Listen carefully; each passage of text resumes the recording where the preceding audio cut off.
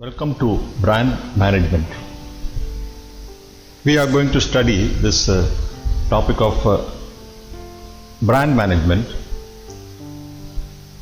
I would say it's an interesting topic, an interesting aspect in marketing. Because building brands is something very important in marketing.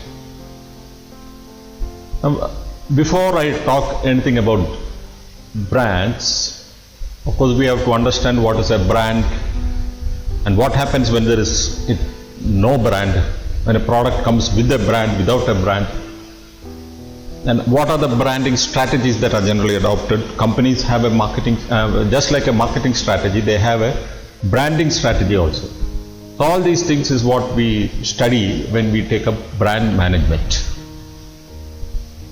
Now, I would like to start in a slightly different way. We know about a company, Hindustan Unilever, one of the biggest company, and I would say one of the best examples of brand management happens in Hindustan Unilever. They have a wide variety of brands. We know, everybody knows, all of us, most of us use them.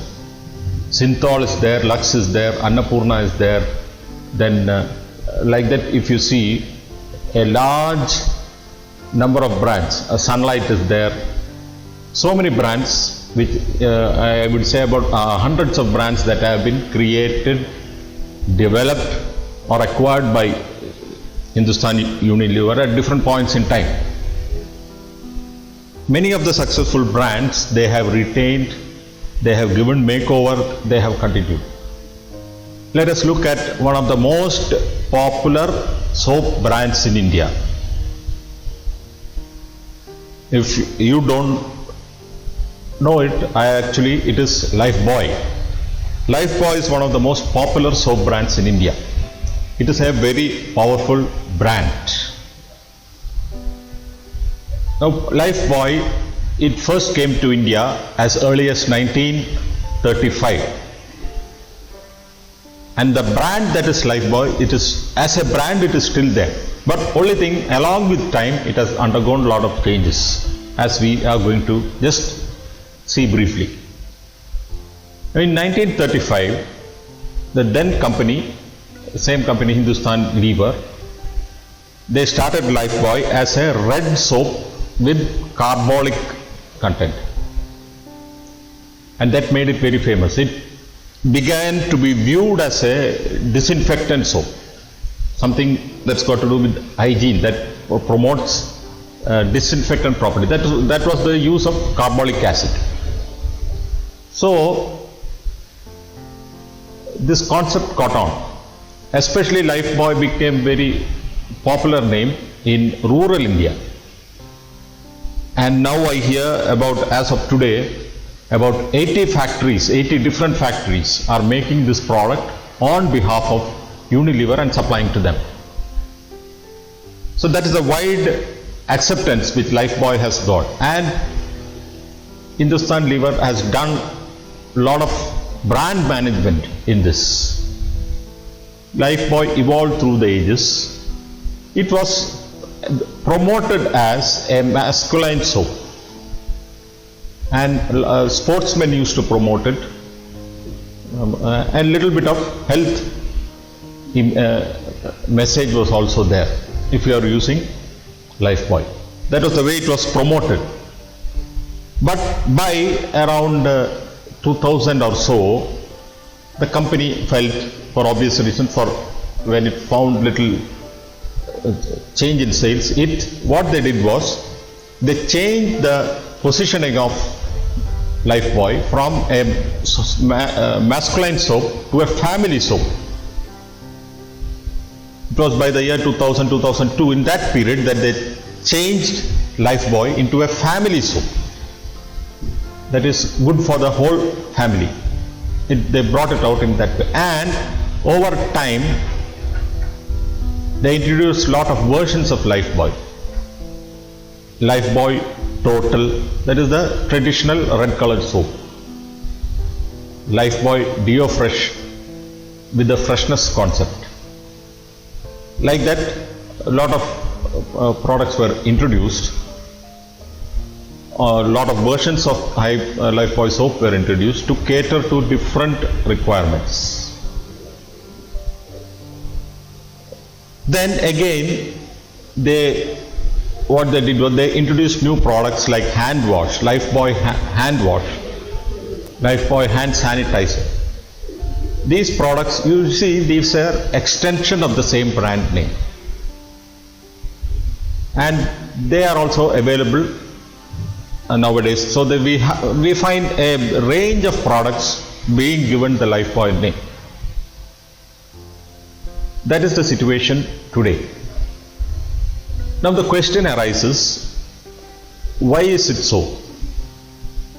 Why is the company using that Lifebuoy name over such a long period?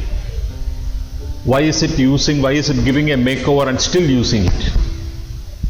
Then again, it is bringing in a lot of new versions. See, hand wash and other products, the product extensions, they are given this name of Lifebuoy rather than choose a new name. Why is it so? Like that, if you see, there are a lot of questions that are coming up, and a lot of them will be answered when we study this topic of brand management. The brand management is all about brands, about making brands, about building brands, about evolving brands which companies are doing. How to do that, what are the systems they follow, what are the uses they get, how do they calculate the returns. All these things we study as we study brand management. Now, talking about brands, Lifebuoy had competition. Lifebuoy had competition from other companies, like they had competition from Synthol, they had competition from Savlon, they had competition from Dettol. All these are different brands which offered competition to the brand that is Lifebuoy. Let's look at Synthol. Synthol is a brand that is on similar lines promoted by Godrej. It has been around at least for 50-60 years in India. It's the traditional Synthol soap we all know. Then it survived through different periods. Again, by the start of the century, by the year 2000 or so, they reworked on the Synthol brand. They brought in new versions of the soap, then other versions like Synthol Fresh, then different versions of the product were brought in, and the number of products available with the soaps available with the Synthol brand name were many. Later on, as a product extension, they too brought in deodorants, like powder, everything with the Synthol brand name. So that's a product extension. So what Hindustan Lever has done for Lifebuoy, similar things happen for Synthol of Godrej. So these are, if you take up individual brands, there is a story attached to all of them. We look at it as a story. The story is identical. Most of the brands, they have the same stories. They have the same identical stories. So that's something fascinating about brands. That is what we do. And in brand management, we are going to study all of that. Why do companies maintain the same brand? Why do they choose to keep on extending the life of the brand? All these things we study when we take up this brand management. Talking about brand management, first of all, we have always come to the core question. What is a brand? We have to come to. To answer that, or to before attempting to answer that, let us look at what is not a brand. That is what we call commodity.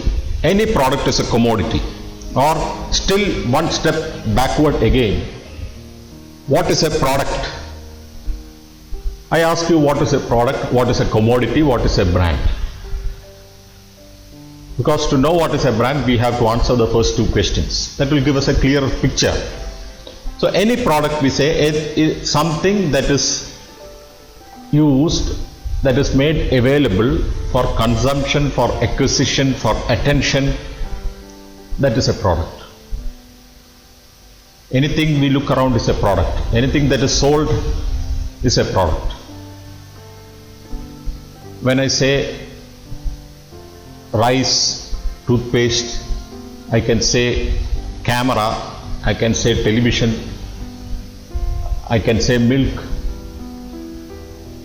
I can say deodorants, washing powder, magazines, all are products. Just like products, there are services also, and services are similar. We know different types of services that are available. All of them are there. But let us stop that for a moment and let us come to what we call commodity. Now everything is a commodity. Rice is a commodity. Wheat is a commodity. Now when we say commodity, we say that product is available and sold as it is. If you go to a retailer and you buy rice, you are buying rice as a commodity. You go to the retail shop and ask for rice or wheat. He gives you rice. Then it is a commodity that you are buying. Now you insist on a specific make. You say that I want X brand or Y brand. You are asking for a brand. So that is a brand. So what is the difference from a commodity to a brand? There are some. The brand gives you a certain uniqueness of the manufacturer. When a manufacturer promotes a brand could be the name, the symbol, the logo, so many things are there which the manufacturer can use and which you identify the product with. That uses. So if you are asking for a particular brand, what you are doing, you are actually insisting on the manufacturer's product. From the variety of products that are available in the store, you are going to the store and asking for a particular manufacturer's product. When you ask for the manufacturer's product, it is the brand that he has developed that you are asking him. You go and ask for Lifebuoy, you get Lifebuoy. You ask for soap, he gives you a soap. So when you ask for Lifebuoy or when you ask for Synthol, all the freshness or cleanliness or whatever characteristics that are associated with the product is what makes you buy it. Moreover, you know it's from a big company, Godrej or Unilever. You know their standards, you know their quality.